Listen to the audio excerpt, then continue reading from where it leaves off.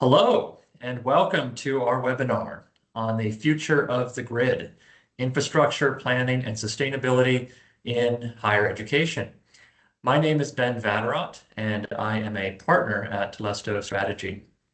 Telesto Strategy, we are a management consulting firm headquartered in Chicago, Illinois. We help higher education institutions deliver on their sustainability aspirations and commitments through a variety of tools covering building decarbonization, climate risk, understanding the long-term trends of the grid, and more. I'm joined today by Andrew Aylesbury, who is also a partner at our firm and leads our higher education practice.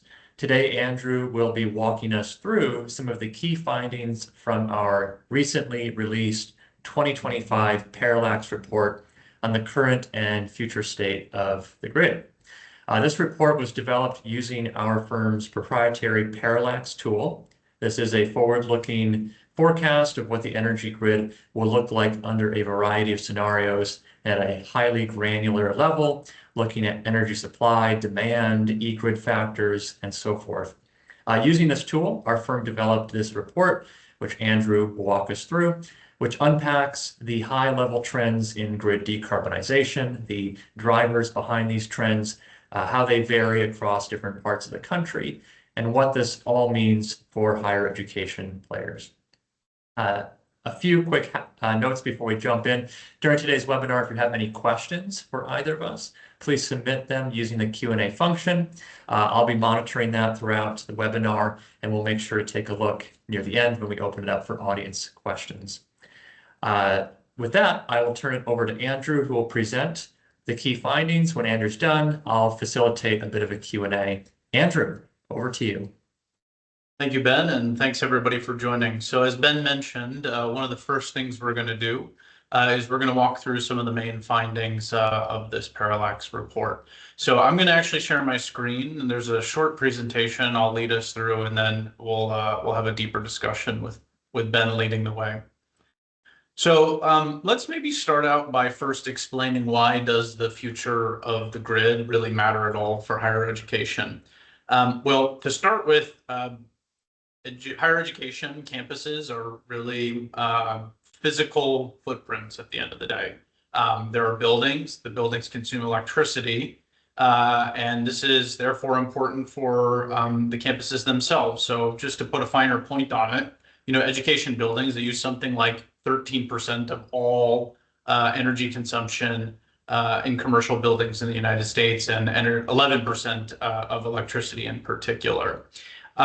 In addition to that, a good chunk of campuses' buildings can be quite energy intensive. It's no secret that a lot of universities have laboratories which often have equipment and appliances in them that consume lots of energy. There's also, of course, dining halls and residences or dormitories, which also can be quite high in terms of the energy that they consume. And all of this has a pretty material impact on the operating budget. By some estimates, universities and colleges spend something like $6 billion a year in the United States on energy. And that is really quite material. And if you are something like a mid-sized university, that can mean something like $10 to $20 million per year on your utilities, particularly those relating to electricity. And lastly, the future of the grid has a pretty material impact also on universities' energy and emission targets. Higher education, by a lot of metrics, is actually a very sustainability-focused portion of American society. There are lots of universities with public green pledges and net zero or emissions reduction targets. And scope 2 is a really big part of that, meaning the energy that you draw from the grid for it to power your campus, that has a very strong correlation with a university's or college's emissions footprint. So understanding how the grid is going to evolve during this time has a really material impact on all these different areas for colleges and universities. So let's dig in first to what is happening really. What have we learned through this analysis?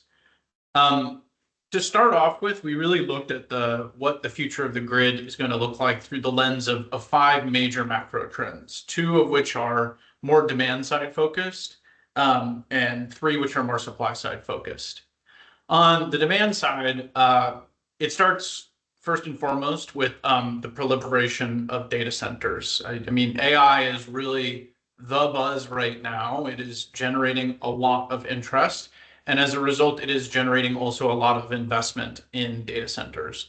And these data centers are extremely energy and electricity hungry. That is for the case of training these large language models, but also in the case of distributing them to end customers. And so this is not something that I think people really anticipated being a major factor in the US grid 2-3 years ago, but now it is extremely present and meaningful, and it has a very large impact, as we will get into more detail, on the future of the grid and how that relates to what higher education institutions are facing. The second demand side factor that we also looked at is around manufacturing resurgence. Here we're talking about either the onshoring or reshoring of a lot of industries that were sent abroad, or in the case of some of what the Biden and Trump administrations have been pushing for, just a bigger push into some of these more critical sectors. And this is really igniting a certain amount of investment and creating new factories and new manufacturing plants throughout the United States, all of which have fairly elevated levels of energy and electricity needs. Moving on to the supply side of things, the first macro trend that we looked at here is everything relating to regulatory changes. You know, it wasn't all that long ago that the Inflation Reduction Act under the Biden administration, a really flagship piece of legislation, was incentivizing and really propelling forward a lot of investment in renewable energy and other large infrastructure projects, which had a material impact on the grid. A lot of that has been since undone by the Trump administration and also the GOP-controlled branches of houses of Congress. That has really that's going to have a very mixed effect, but a very material effect ultimately on what the future of the grid looks like. The second supply side macro trend that we looked at was around transmission bottlenecks. This is actually not all that new. This has been a challenge for the United States for a long time, but it's not just about generating electricity, it's also about getting it to its final destination. And having the infrastructure in place to do that has really been a challenge within the United States in the last decade or so, and it's looking like it will continue to be the case. And going forward, it could have some very noticeable impacts on what the future of the grid looks like.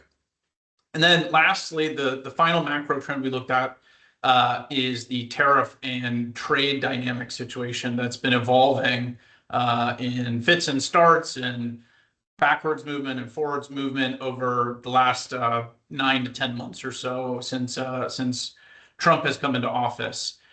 These have some really meaningful consequences for not only generation, of course, the cost of materials to, for example, build that infrastructure or to have even renewable components like solar panels from China has gone up as a result of a lot of what has the decisions that have been made by the Trump administration around tariffs. But then also on top of that, some of the posture that the United States has taken relative to trade partners, notably Canada, from whom the United States actually does import electricity, that too is also having an impact on the future of the grid. And we'll get into each one of these macro trends in detail in the following slides.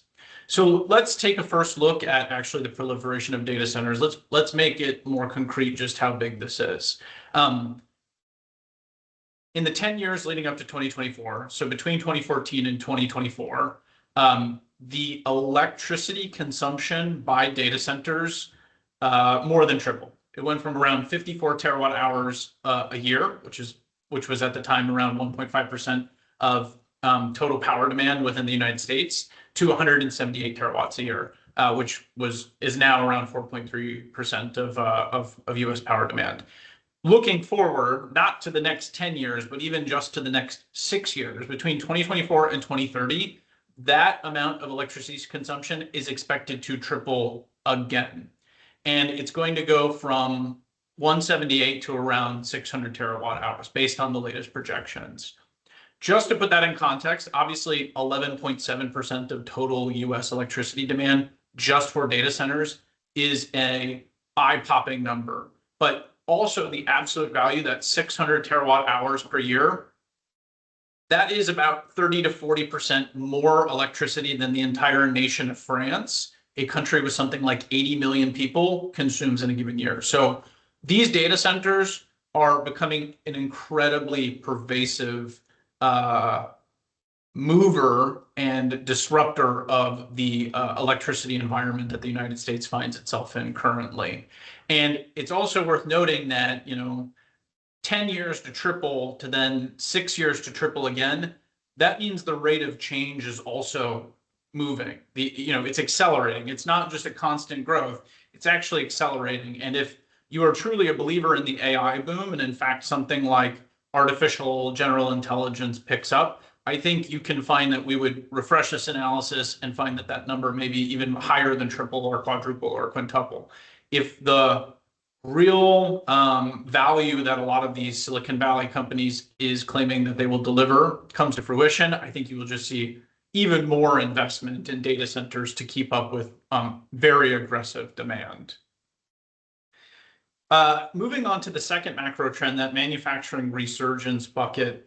As I mentioned before, both the Biden administration and the Trump administration have really been focused on trying to bring a lot more manufacturing back to the United States, or spur investment in manufacturing in new and strategically important sectors. And this has really popped up in some very material ways in what the data is showing. And what you're looking at here on this chart is the construction spend specifically on manufacturing in the United States on a quarter by quarter basis. And just between Q1 2020 and Q2 2024, the amount of spending overall in the United States on construction for manufacturing has gone up around 200%. And I'm willing to bet that if you refresh these numbers since the Trump administration took power, you would only see this trend continue, especially since I think a lot of what the Biden administration focused on was incentivizing manufacturing. In addition to that, the Trump administration has also, through its trade and tariff policies, also tried to spur even more growth. So I expect that this is relative to even what the Biden administration done. We're even seeing greater spending in construction for manufacturing. So now we're on the supply side. Let's talk about the supply side here for a second. On the one hand, you've had a lot of push at the federal level towards, or I should say, away from more environmentally conscious and green efforts.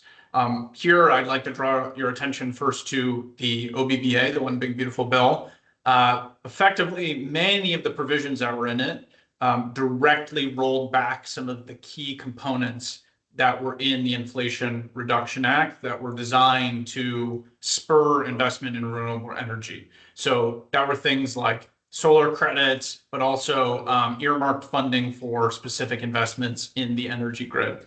And the rollback of those different components of the IRA is actually expected to have a very meaningful expected to have very meaningful consequences for the US's renewable energy capacity. By the latest estimates that I've seen, renewable energy capacity is expected to be 15% lower as a result of what the OBBA has done to some of the IRA provisions. And at the same time, that is expected to result in something like a 9 to 18% increase in the average cost of electricity in the United States by 2035. So that's one piece of particularly strong legislation and movement away from more green elements of what the IRA had. There's also a ruling on the Clean Air Act that has essentially was put forward by the EPA under the Trump administration that is essentially proposing to repeal greenhouse gas limits on generation of power in the United States. And this will likely also have a very material consequence in that, whereas before a lot of generation by more fossil fuel burning or less green generation sources were a little bit more managed, it's looking like that will probably be no longer on the table. And we can expect to see that the average greenness of the energy that you consume from the grid in the United States as a result will likely go down. But in stark contrast to this, while at the federal level, it looks like the government is moving away from legislation and regulations that are designed to make electricity greener, you are also seeing at these local, municipal, and state levels a big push towards a lot more emphasis on energy efficiency and emissions efficiency within the built environment. So just calling out a couple of these types of regulations, they're often known as building performance standards, or BPS for short. You have, for example, BERDO in the city of Boston. That is the Building Emissions Reduction and Disclosure Ordinance. This is something that is going into effect in 2025. And it effectively, in addition to setting some thresholds around energy use, it also actually sets emissions thresholds. So while the federal action is suggesting that the grid is getting less green based on some of what's happening in the OBBA and based on the Clean Air Act, at the same time, you have local ordinances, local regulations, which are demanding that building owners and operators, campuses included in all of that, operate with lower emissions profiles. And you can also find a number of other cities throughout the country that have similar regulations. The city of Seattle, for example, and most notably perhaps is New York City's Local Law 97, all of which set thresholds for emissions targets for building owners and operators. So the other supply macro trend that we looked at has to do with transmission bottlenecks. And as I said before, this is not a new phenomenon in the United States, but it is a persistent one. In 2023, for example, something like only 55 miles of high voltage lines, transmissions lines were added to the grid. And you can see that this has been fairly persistent, albeit there has been a bit of a downtrend over the past 15 years or so. But if this continues, this means that no matter how much generation you deploy, new generation you deploy, transmission may still be a bottleneck that prevents that electricity from getting to its final endpoints. And so this will continue to be a constraint that will challenge electricity users across the country. And then lastly, let's talk a little bit about the tariff and trade dynamics here. So over the last 10 months or so, we have seen a significant increase in the average effective US tariff rate. So something like the end of 2024, under the Biden administration, it was something like 2.3%. Now today, or rather as of August 1st, it's hard to keep up with this. It's a bit of a moving target. It's something like 7 times as high. And this has a very material impact in a number of different ways. There are very specific tariffs on specific countries. That includes China, that includes Mexico, that includes Canada. Canada, we import electricity from. And as a result of some of what the US's posture has been towards Canada with respect to trade dynamics, several Canadian provinces, notably Ontario, have threatened to no longer export electricity to the United States. So that not only has a capacity consequence, there's also another consequence here, which is so much of the electricity that Canada produces is through hydroelectric. And hydroelectric is a very low emission source of energy. So if you are, for example, in some of the utility grids that are bordering Canada, and there is a certain amount of electricity that you import from Canadian provinces, not only are you potentially losing just overall capacity, you may also be getting significantly dirtier electricity because it's not being diluted a little bit by the very clean electricity that's imported from Canada. But in addition to that, these tariffs on particular materials and goods are also going to have a very significant impact in the long run in terms of the ability to have clean generation. So there are specific tariffs on steel, on aluminum, on copper, on different types of foreign-made cars and engines and all these things. And steel, aluminum, copper, other kinds of metals, rare earth materials, and all of that. These are integral components of a lot of the battery technology or renewable energy technology that is critical to having more emissions-free or low emissions generation be part of the grid. That could be, I mean, China is, as I understand it, the world's largest exporter of solar photovoltaic panels. And all of that has a greater tariff than it did before.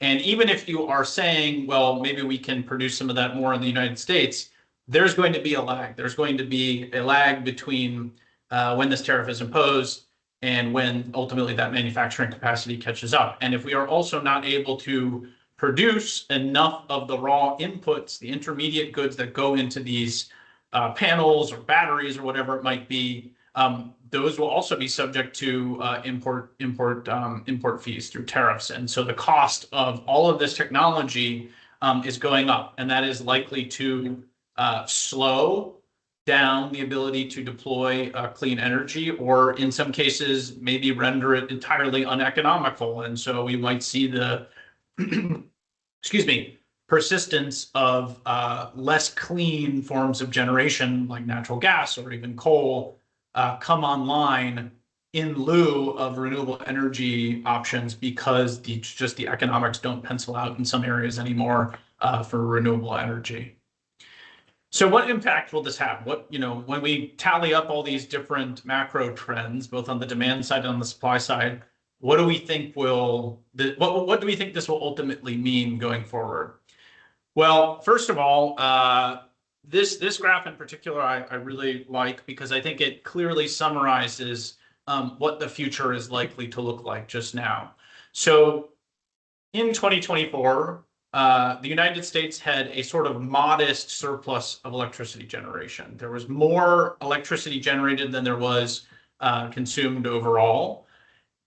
Between now and 2030, there's expected to be roughly 215 terawatt hour increase in supply.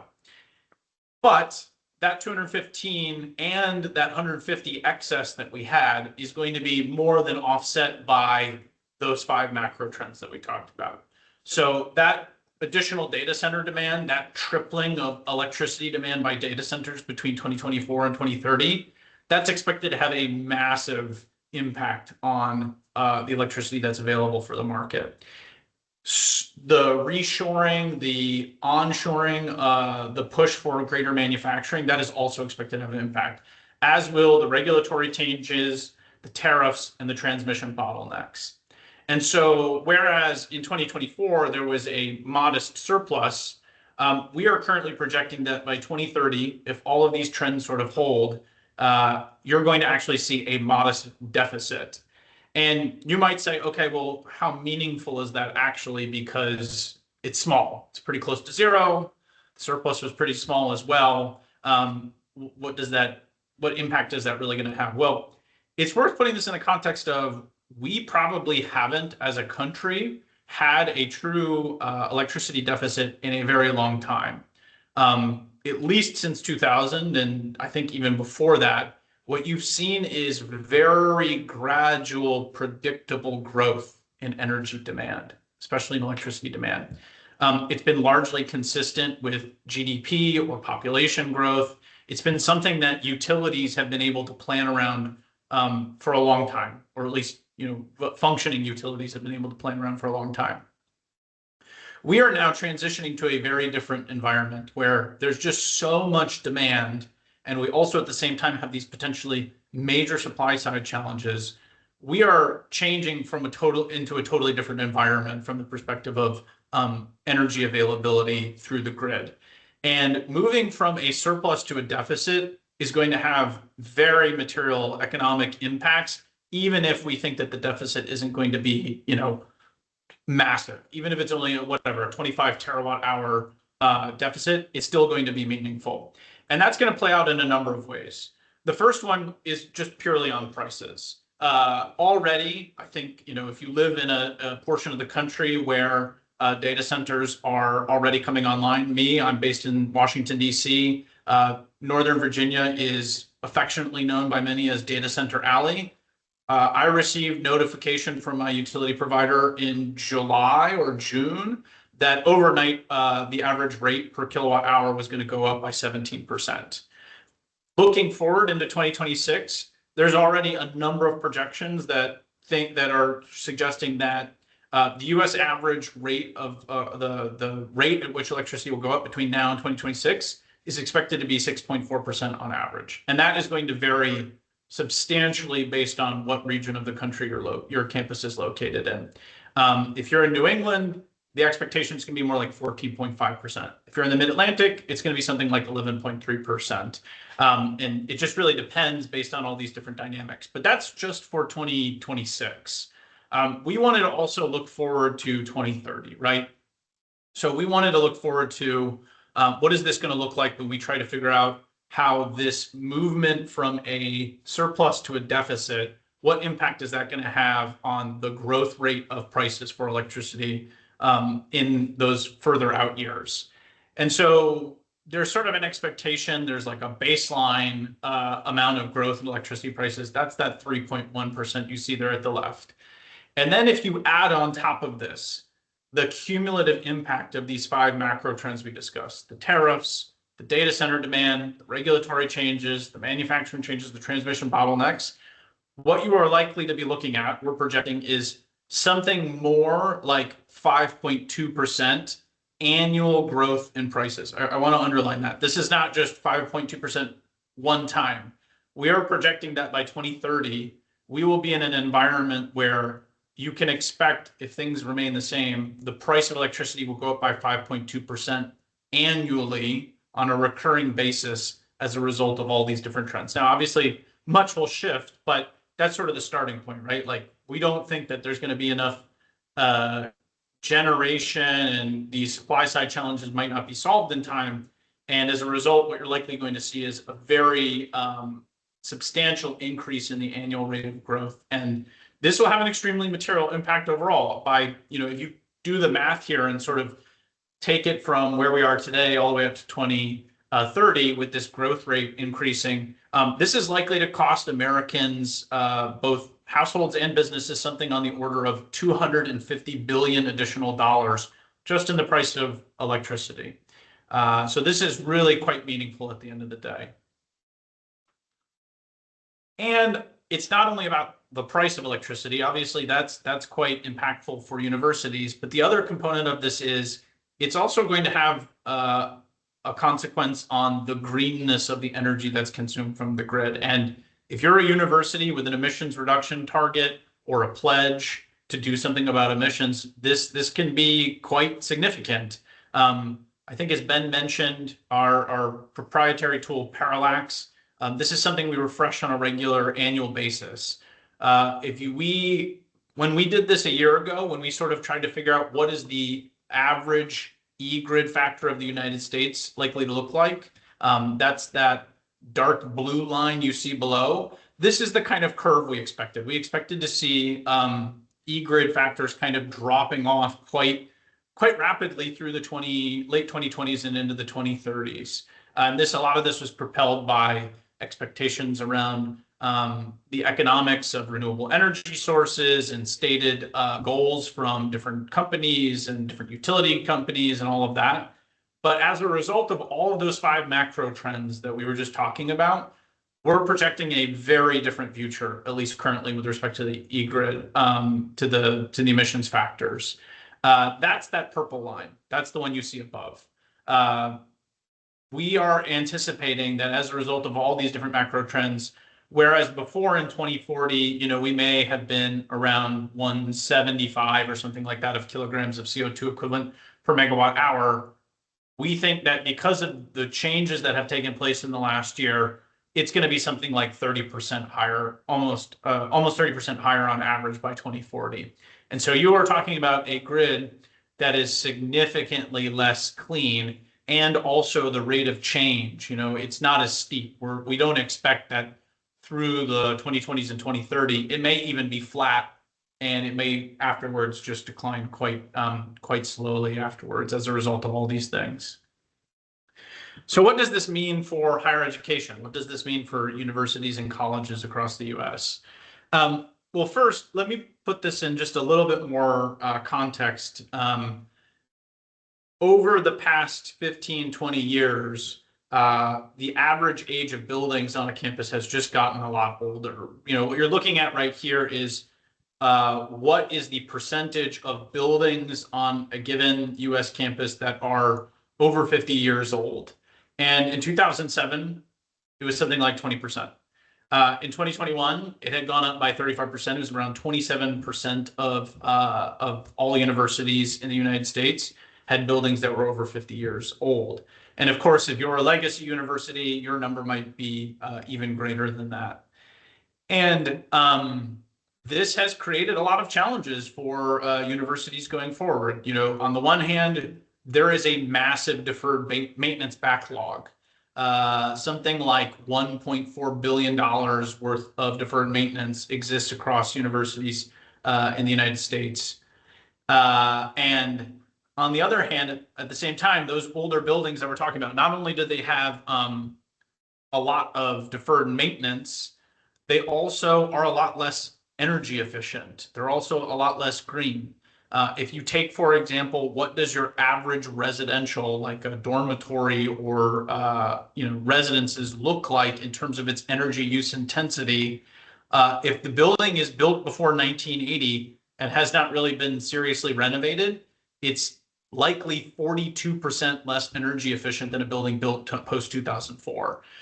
If you're talking about an office or an administrative building, the trend is not as stark. The difference between the age of the building is not as stark, but it's still pretty substantial. You're talking about something like a 23% gain in energy use efficiency just by having the building be more recently built, and that is due to a whole host of factors. But more recent buildings, they're much more they're much more sealed to the outdoors. Their heating and cooling and ventilation is a lot more efficient, and likely a lot of the appliances that they have within them will also be more efficient. So taking this all together, what can we expect to see happen for what do all these pressures mean then for universities and colleges? Well, at the end of the day, the grid is expected to move to a deficit by 2030. And if you derive a lot of your electricity from the grid, you don't have on-site, you could be looking at a situation where there are increased likelihood of shortages and curtailments. It is a possibility. And at the same time, this may have some significant implications for sort of business or school continuity around research or grant timelines around student services and things of that nature. At the same time, you really should expect to see rising electricity prices. If you don't generate a lot of your power on premises and you depend on the grid a lot, it's very likely that the cost of electricity is going to go up for you in a pretty substantial way. It's also going to become a lot harder and costlier to meet your sustainability goals if you have them, right? The slowing of this greening of the grid, it means it becomes that much harder to ultimately reduce your emissions intensity. And if it also becomes harder to deploy renewable energy projects, if you're relying on offsets or RECs or anything like that, I think you can expect that unless there's a major decrease in the demand of RECs, you can also expect to see a significant increase in the price of offsets and RECs. And then, of course, there are going to be really regionalized hotspots with these challenges. We've spoken a lot in terms of sort of the average across the country, but because of how the US grid works and how localized it can be, there are going to be some really significant hotspots where the energy crunches are going to be greater, and the questions around the greenness of the grid and emissions intensity will also be greater. And so that's sort of the question here is then, how do you mitigate this? Well, on the one hand, I think it's worth really getting serious and thinking about electrification planning. On the one hand, electrification has a very strong benefit of relative to, for example, burning fossil fuels. It's generally more green, but it may not be as green as before if the power that you're drawing from the grid to, for example, power an electric air source heat pump versus a gas furnace, if that power is not as green anymore, the delta changes. And so thinking through what are the different decisions that you're making around retrofits and electrification and all that is really important. The other thing to think about is investing behind the meter renewables, right? So one thing that you sort of can control is your own cost of electricity if you're producing it on site. Some of those subsidies that the Inflation Reduction Act put in place, while many of them have been sort of wiped out for residential purposes or individual purposes, some of them remain intact for universities and campuses and commercial purposes. So getting serious about thinking through that is really important.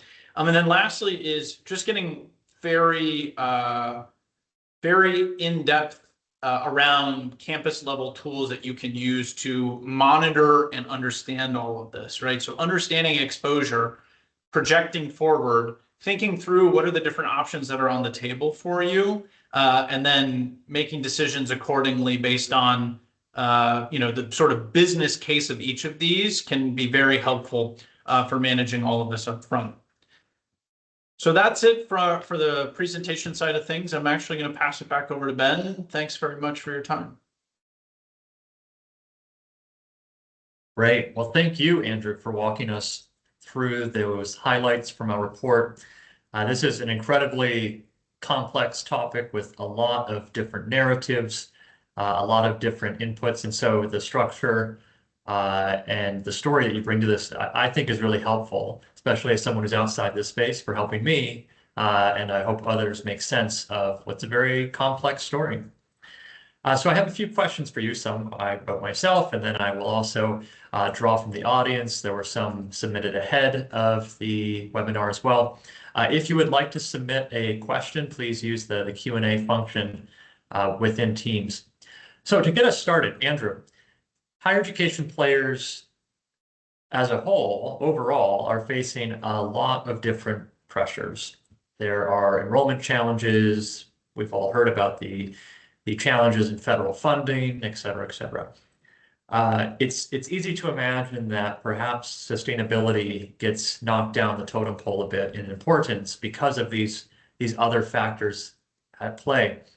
So what advice would you give to sustainability leaders in higher education who are trying to make the case that this still matters, that they can continue to make progress on their aspirations? Yeah, I think in some senses, the current moment is actually a boon for those sustainability leaders who are looking to make their case stronger. If the future is looking more challenging from the financial perspective of costs, being able to be more energy efficient, which often means at the same time less emissions, that's a very good thing if you're a sustainability leader. It becomes a lot easier to make the business case when each incremental kilowatt hour that you save saves you that much more in terms of cost. Now, this implies that you need to be able to really articulate that business case at the same time. And I know that from the sustainability leaders I've spoken to in higher education, there is an impression that whereas sort of the sustainability of before was a lot more about maybe student engagement and setting ambitions, they're finding that what they need to do today is really articulate to their CFOs, to their engineering energy teams, what value sustainability initiatives can have on campus. And in some sense, I view this as, they say, don't let a good crisis go to waste. I think for those who are able to articulate why this current moment where we're potentially facing some really significant shocks in terms of the cost of energy and electricity, And therefore, it's important to save energy and electricity, which happens to have the dual benefit of at the same time being a good thing, a net positive for sustainability. That could really position sustainability leaders to seize the moment. Got it. Thank you. Next question that we had come in prior to the webinar. Getting technical, I know we have a lot of technical people on the call today. What impact will the projected changes to the grid have on universities in the context of the proposed changes to the GHG Protocol Scope 2 on decarbonization planning? And maybe, Andrew, in your response, you can set the table a little bit for what exactly are these changes in the GHG Protocol Scope 2, and then what do they mean for universities? Yeah, so the proposed changes are especially relevant if you sort of purchase offsets or RECs or things like this. I won't go super into the details, but some of the more material ones are that you need to do sort of marginal or hourly matching. It's no longer relevant to sort of take the average and say, oh, okay, well, I'm offsetting this emissions with that, and it's sort of at an annual average, or my campus is in Georgia, but I'm getting RECs from Washington State or something like that. The proposed changes are saying actually it's time to become more serious about matching sort of an hourly basis.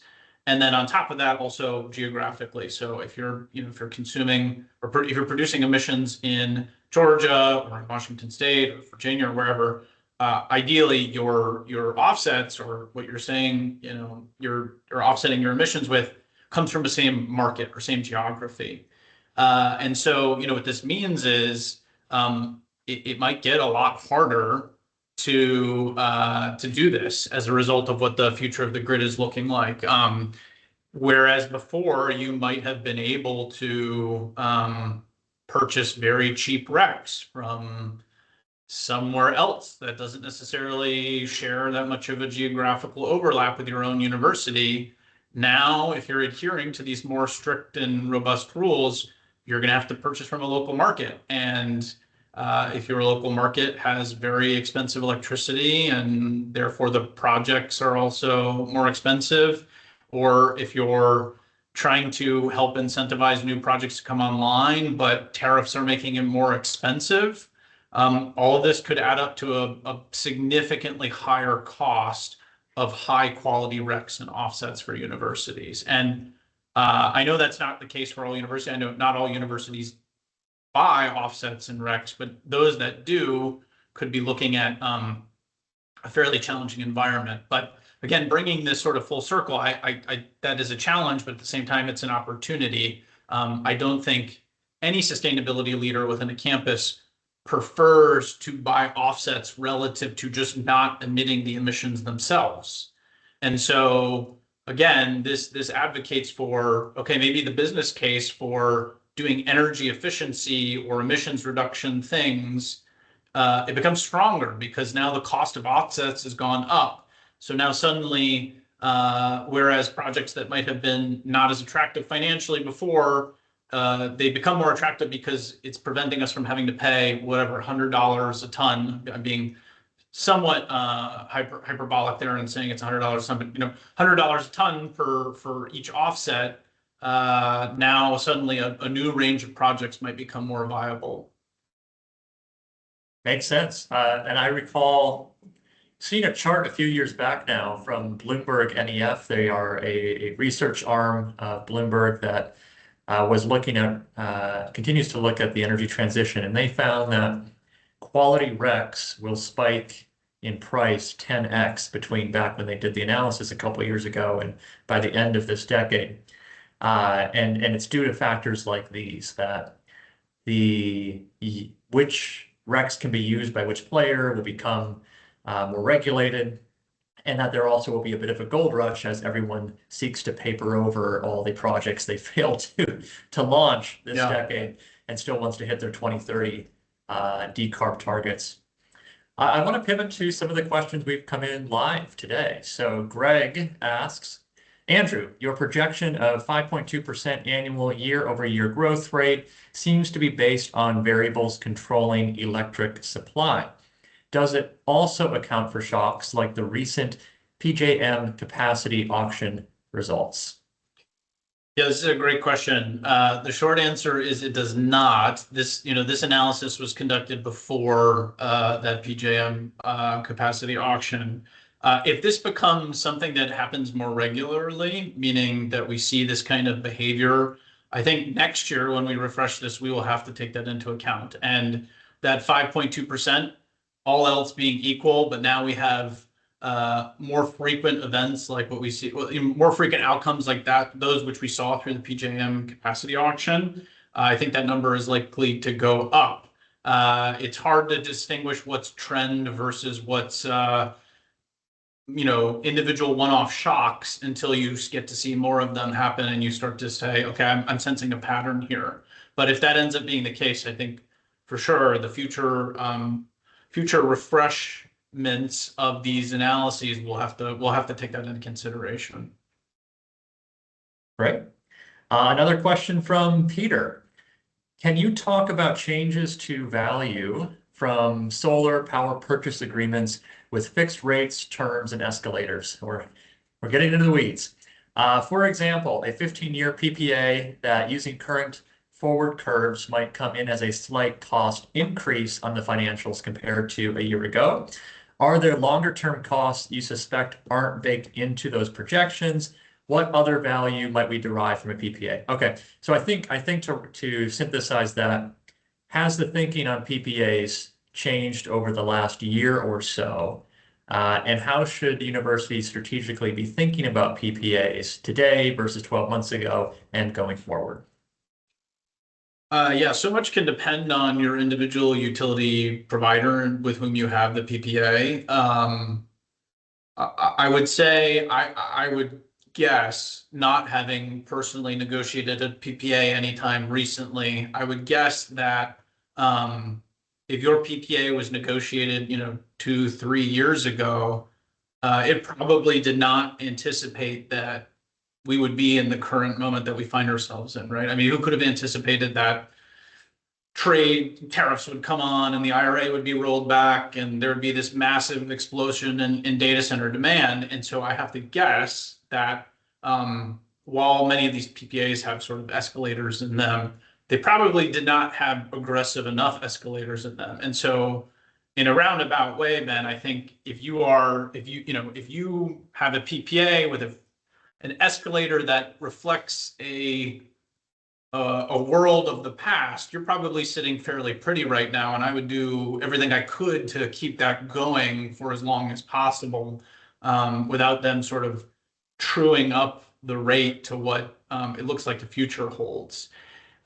If you don't have PPAs now, I have to imagine, well, on the one hand, I think the competition to get them is probably going to get higher.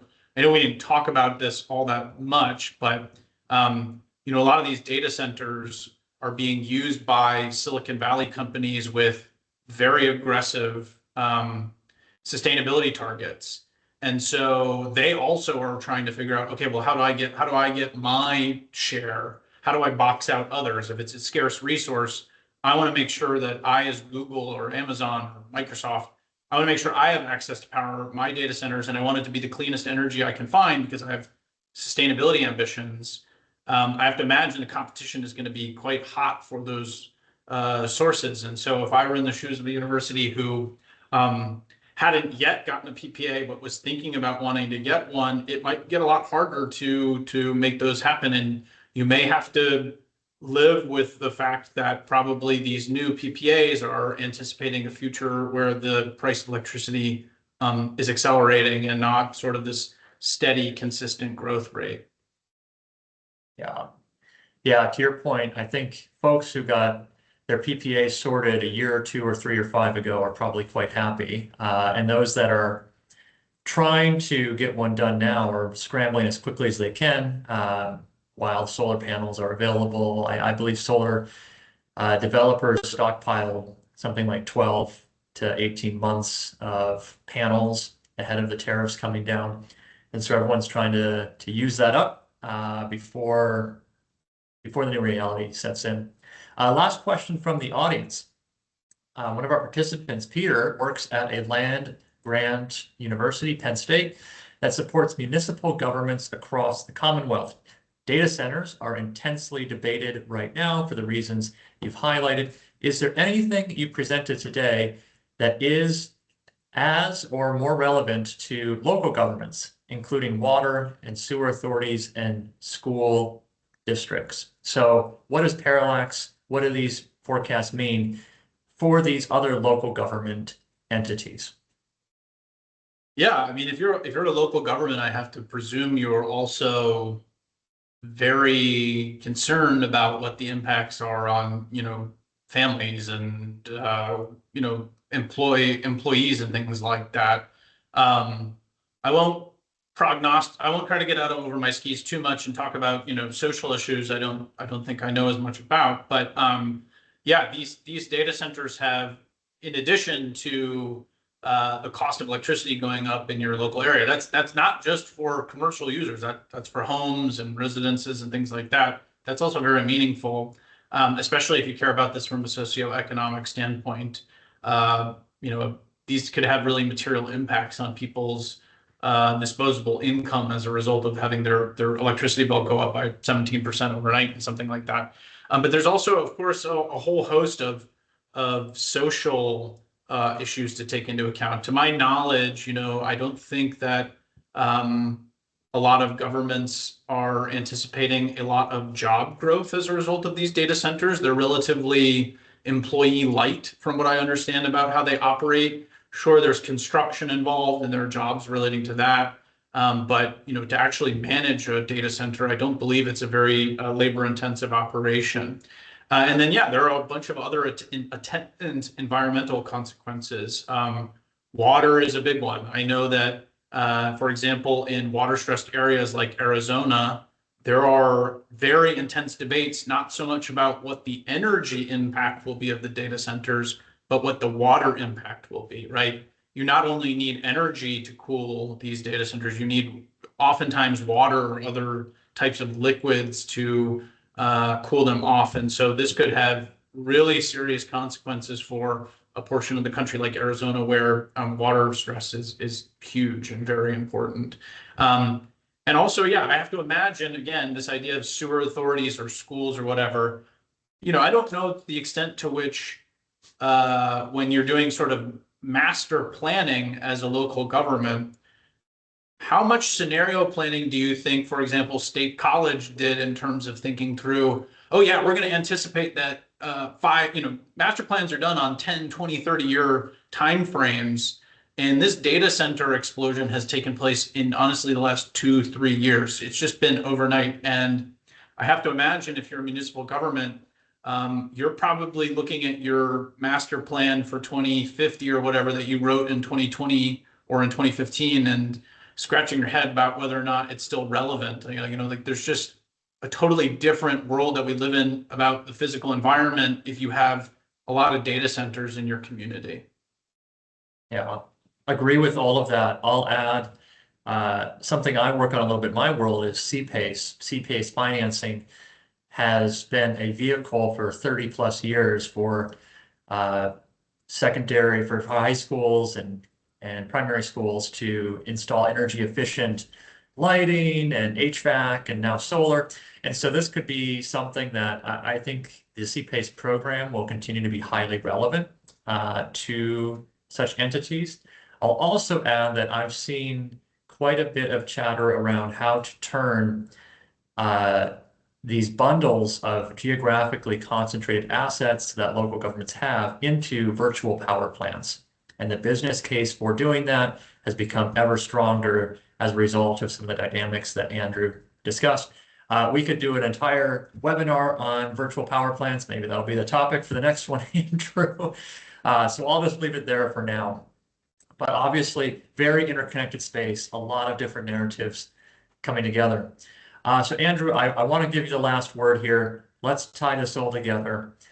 Given everything we've talked about today, electricity getting more expensive, less green, all these different themes of data centers, et cetera. If you were in the shoes of a sustainability leader at a university, what are the steps you would take to prepare for what's coming? Yeah, if I were a sustainability or energy focused leader at a university, I'd probably want to do three things, and I think they're probably sequential as well. The first thing I would do is I really want to understand what is my campus's exposure to what's coming, right? And if you are a large university and you have satellite campuses or you have sort of campuses elsewhere, that includes that as well. You really need to think through and understand it. And that includes also trying to sort of quantify what does this mean, right? So, some universities, they have on-prem and only rely on the grid for so much of their energy and electricity. Others are fully exposed and have campuses in multiple places. So first is figure out what your exposure to what could be coming is. And then the second thing is get fairly proactive about signaling this to people. I think sustainability leaders in sustainability in higher education is sort of an inherently cross-functional thing. It's never done by just the sustainability leader. It requires very often the collaboration with the energy and facilities and operations teams, but also obviously the finance team to sort of bless or approve any investment. And so letting them know what is likely to be coming, and if you're able to quantify some of that, I think is really going to go a long way in terms of setting you up for what I think is the third category or the third step, which is being very aggressive about energy efficiency, right? I talked at length about how maybe the economics of the business case have changed as a result of what the future looks like. Making it clear what the ROI could be from doing some of these energy efficiency retrofits, it's just going to go a lot further in terms of getting approval. And I know right now, capital investment dollars is in really short supply on universities. And there's all this deferred maintenance we talked about. There's so many other competing interests, but your ability to articulate and bring other members along for the ride, the ability to articulate what sort of the consequences are looking like they're going to be and bring others along for the ride helps put it in perspective. And then I assume we'll have, it will have the added benefit of freeing up investment, even if it's modest, for these kinds of projects. And that implies one other sort of co-requisite to this, which is you need to have an understanding of in what order you would do these different energy efficiency initiatives. What gets you for the most bang for the buck? What does it cost you to do that? And just have clearly a rolling list of things that you would like to do to make your campus more energy efficient and resilient to these potential price and energy shocks that are coming.